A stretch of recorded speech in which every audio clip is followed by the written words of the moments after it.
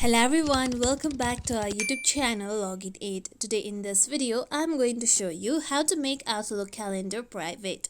You can share your Outlook calendar with many people. To make it private, you need to first open any web browser available on your device. Then go to your search bar and type in www.outlook.com. Then press on enter. With this, you'll be taken to official website of Outlook. Or you can also continue with your Outlook application on your device. After this, now make sure that you are logged into your account. Now on the left side, you'll be able to see calendar. Click on the calendar icon. After this, on the left side, you'll be able to see the calendar that you have created.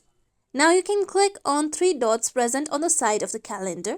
Then here you can see sharing and permissions option. Click on sharing and permissions. Now here you can see the people that you have added on your calendar. You can see a small trash bin icon. Click on the trash bin icon.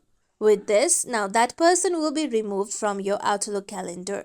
You can remove all the people that you have added by continuing this process. Then you'll be able to see that you are not sharing this calendar with anyone. That means that your Outlook calendar has become private.